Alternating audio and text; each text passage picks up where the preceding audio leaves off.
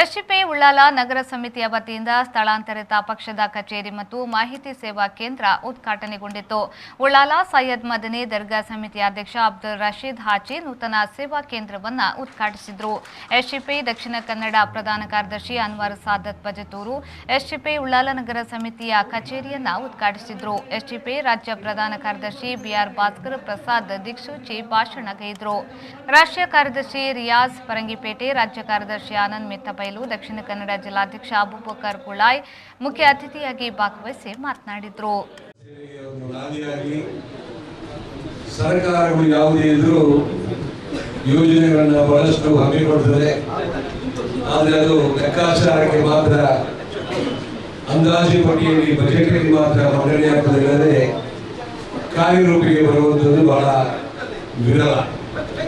ಕಾರಣ, ಒಂದು ಕಡೆಯಲ್ಲಿ ಸರ್ಕಾರಗಳು ಯೋಜನೆಗಳನ್ನು ಹಾಕಿದರೂ ಕೂಡ ಆರ್ಥಿಕವಾಗಿ ಅದಕ್ಕೆ ವ್ಯವಸ್ಥೆಯನ್ನು ಸರಳಗೊಳಿಸದೇ ಇರುವುದರಿಂದ, ನಿಧಾನಗತಿಯಲ್ಲಿ ಕೆಲಸ ಸಾಗುವುದರಿಂದ ಫಲಾನುಭವಿಗಳಿಗೆ ಪ್ರಯೋಜನ ಸಿಗುವುದು ಬಹಳ ಕಡಿಮೆ.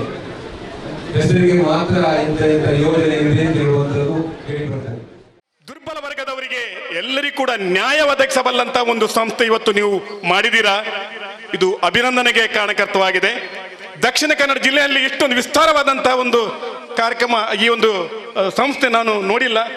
ಇಲ್ಲಿಯ ಎಲ್ಲ ಕಾರ್ಯಕರ್ತರಿಗೆ, ನಾಯಕರಿಗೆ ಅಭಿನಂದನೆಗಳು. 6 ಮಂದಿ ಇಲ್ಲಿ ಇವಾಗಲೇ ನಮ್ಮ ಗೆದ್ದಂತ ಪಕ್ಷದವರು ಇದ್ದಾರೆ.